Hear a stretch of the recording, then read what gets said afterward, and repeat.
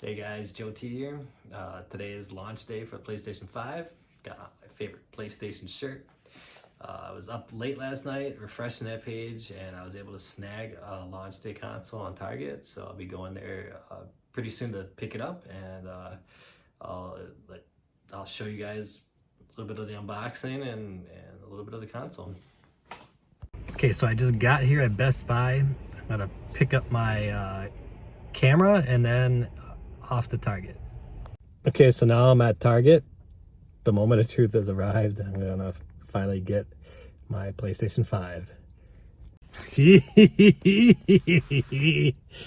Yeah, got one.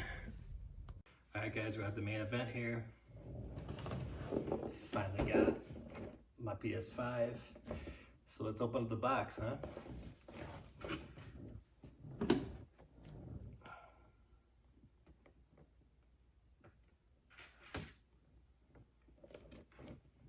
So you can see this thing sports 8K, 4K at 120 hertz, I'm guessing, with the HDR.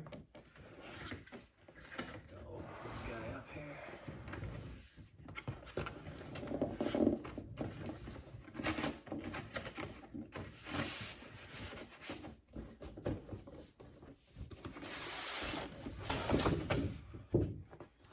All right.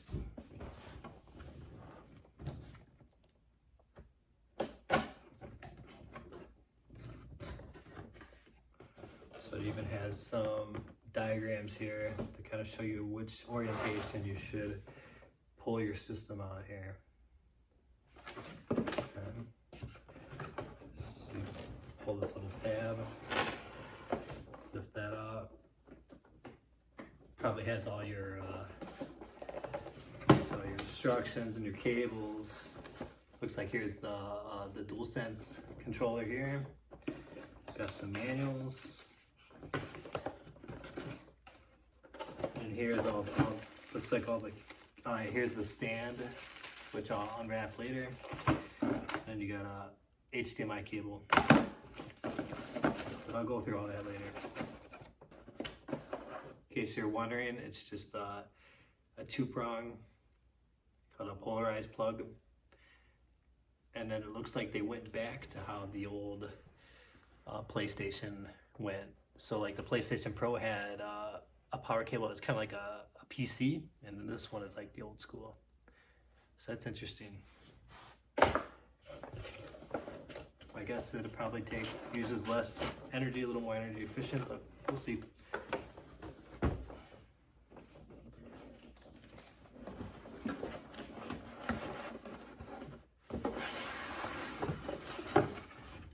That's all for that. Pull out these.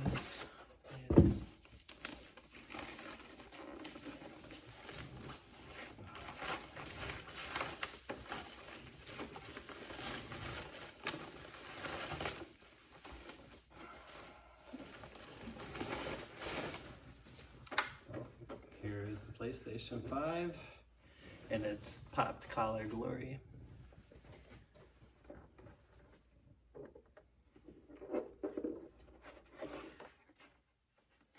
Alright. So looks like I got some vents on the bottom here. Vents on the back with all your ports. So you've got your USBs, your LAN cable, your HDMI, and the power. Then on the front, you've got your USB-C, another USB Type B, I believe, and then you have your power and your eject, and this slot. But look at those vents.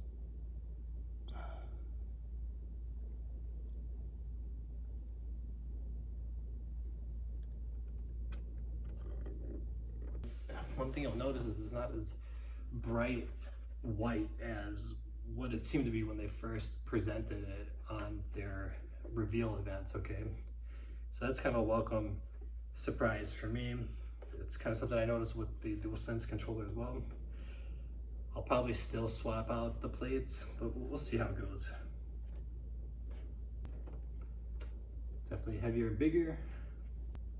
Here in a little bit, I'll put them side to side next to the PlayStation 4 Pro, next to this one, so you can get a kind of a size comparison.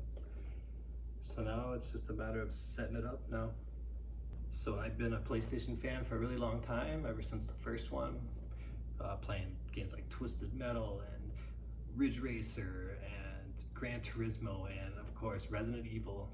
I'm a huge Resident Evil fan, and I just bought them all. I've never bought them during launch, but bought it this one during launch. I was not able to get a pre-order, so I was just frantically, probably like 2 in the morning, refreshing the page, and managed to get this one on Target. So thanks, Target. So once again, in this box, you got your DualSense controller.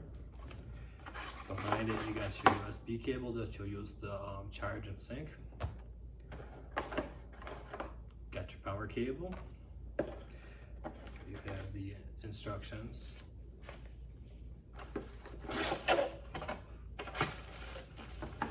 Here's the stand.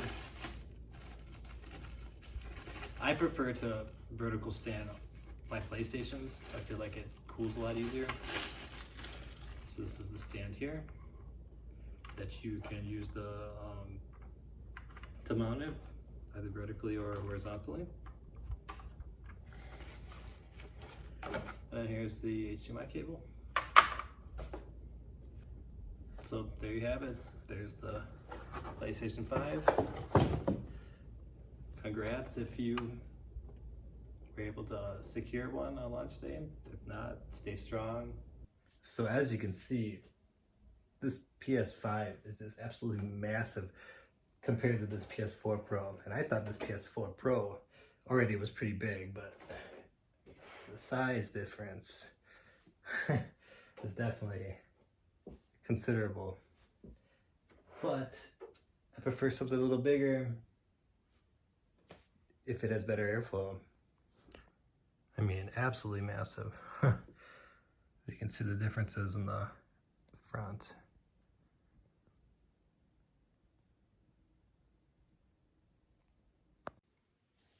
And then here's also behind to kind of compare.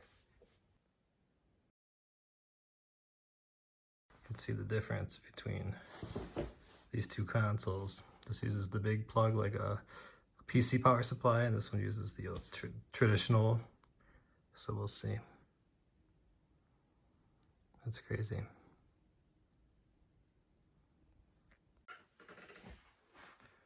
So I'm still reading the instruction on this thing, but here's the base here. So it looks like to put it vertically, you're going to turn this base and then you're going to take the screw out.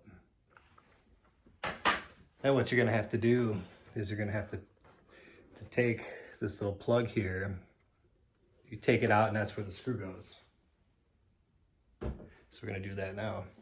Now I'm not endorsed by iFix or anything, but I just love this toolkit. I use a spludger here so I don't just damage the heck out of the plastic. Instructions aren't really clear on how you're supposed to remove the plug. I suppose I could have looked it up on YouTube, but yeah, I really wish they would have given some instructions on how to pull this plug out. Oh, there we go. Yeah, so I just pushed the spludger in and it just came right out. Yeah, try to avoid using any kind of metal with plastics because you'll just mar up everything. So now I'm gonna take this out.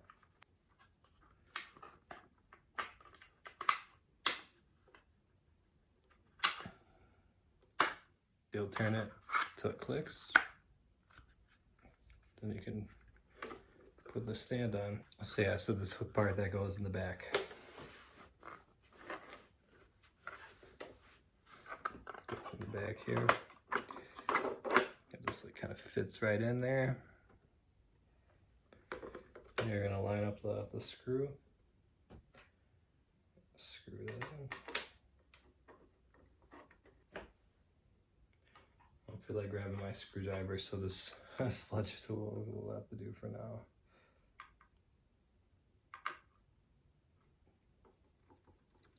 Now it's firm.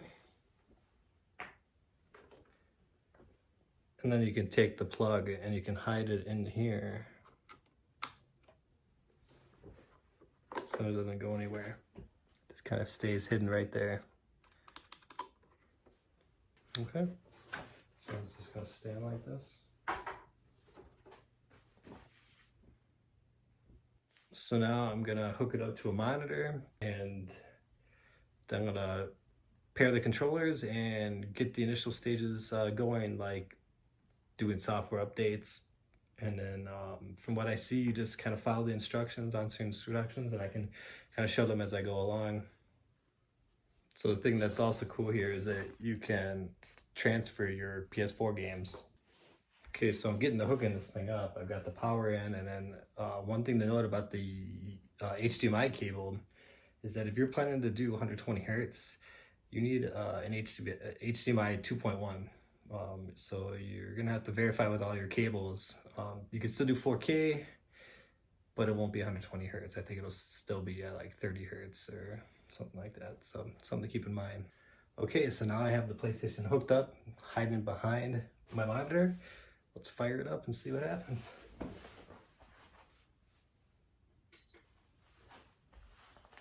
So glowing up.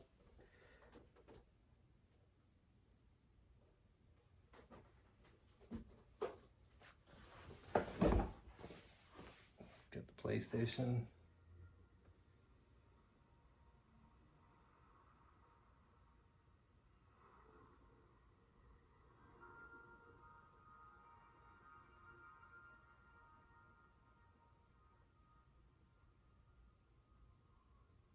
So now it's gonna be pretty straightforward. It'll show you every step of the way.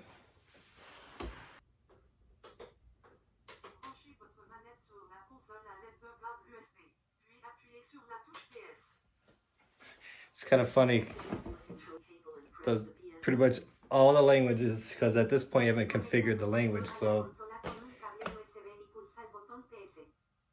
must have been Spanish or Portuguese. French. Connect your controller to the console with the USB cable and press the PS button. So I've got my USB cable. Why they didn't give a USB to USB, I don't know why. Connect your controller to the console with the USB cable and press the PS button. Conecta tu control a la consola con un cable USB y pulsa el botón PS. Connect your controller to the console with the USB cable and press. Select your language. Go through the list. Super. So in the US, you gotta turn off the screen reader because that's kind of annoying. So this is for adjusting the play area. This already looks good. I'm not gonna install any games on disk. So you can choose the different options for rest mode. You can have it so that it always does the updates. This is probably what I'm gonna pick. And it looks like you can just do some custom stuff too, which I'm not gonna bother. So I'm just gonna do the optimized one because I wanted to do the updates. I wanted to download everything. So we're gonna pick that. The license agreement that everyone reads, right? I really feel like I should be reading this, but I mean, what is it, the running joke where everyone just accepts it, you know? So let's say I gotta update these network features and stuff, so I'm gonna say, yep, I'm gonna update. I like to view the details. Oh, so it looks like you just gotta scan the QR code and the updates. I don't know, I'll just look it up later, but so now it's gonna restart it.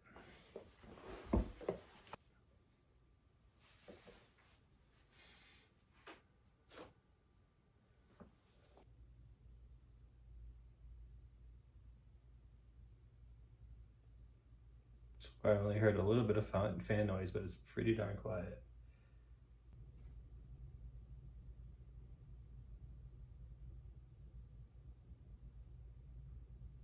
I'm suspecting that because this is launch day, everyone's gonna be downloading off the PlayStation Network, so I wouldn't be surprised if it takes a little bit of time. But it looks like they added Astro's Playroom. It's telling me to press the PS button. I could probably disconnect at this time too. I'm sure it's already paired. so it's already paired. So it looks like there's device software for the wireless controller. So I gotta connect the USB cable. I guess I spoke too soon. I'm gonna update now. It's kind of interesting. That's good to know that over time they can adapt the firmware on the controller. Now it's restarting my controller.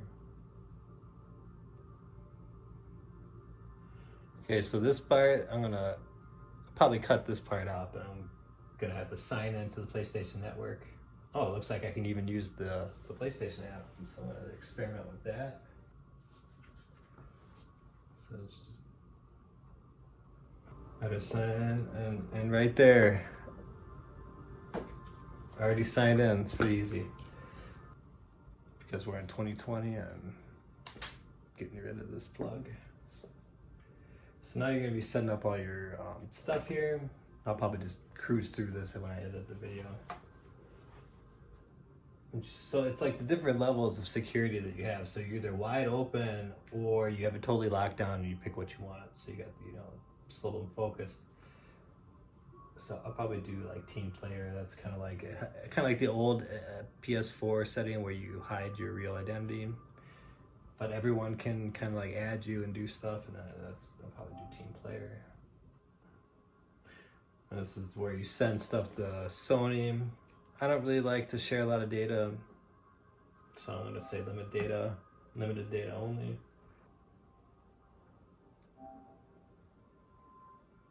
I don't really have to worry about this. Looks like it's gonna download everything. I don't even know where half of these things are, but I think I'm just gonna unclick because I don't have a lot of these. So this is the part where I was telling you that you could import your PS4 data. So if you got like some PS4 games you didn't finish yet, perfect time to start from where you left off. So this one is a little bit different though, because it looks like you can just be on the same network and transfer the data. You don't have to have a peer-to-peer wired connection like you did with the old PS4 transfer. That's interesting. So I think I'm gonna have to hook back up my PS4. Okay, so I've connected back up my PS4, so let's see if I have to turn it on or anything. I'm gonna continue, it's gonna search. If it's smart, it's gonna wake it up on my network. Well, let's see how smart Sony was on this design. Yeah, so it looks like you gotta turn on your PS4 first. Oh well, not a big deal, but it would have been cool if they would have added that extra feature, but okay, here we go. I'm gonna go turn it on. Okay, so now it's on. Let's try it again. Okay, so now it's going. For 1 second till it beeps.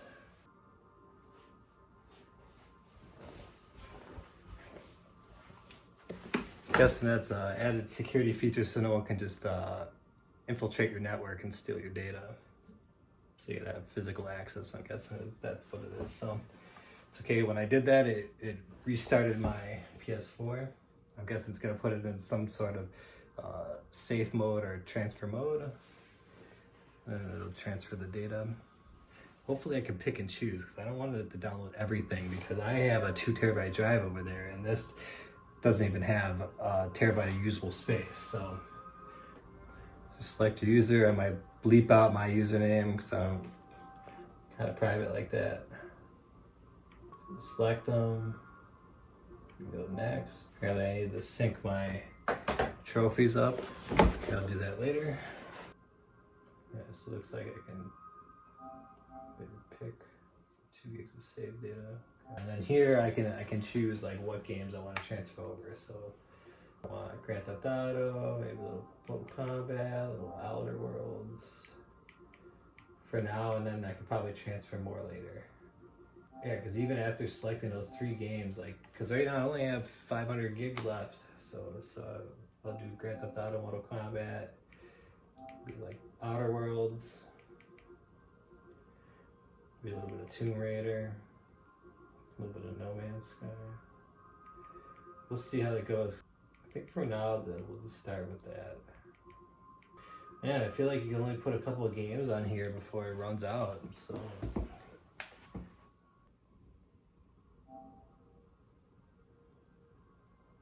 The important thing here is to make sure that your network has a fast interface. So you have like a gigabit Ethernet, the better. I'm guessing it's just the game data because I have about 200 gigs that I'm transferring over the network from a physical drive to an SSD. So.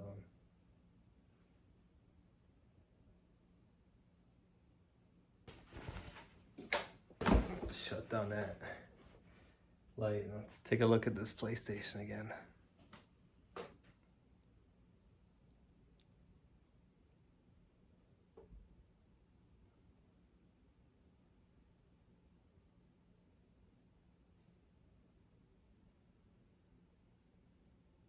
Okay, so now we're back up again.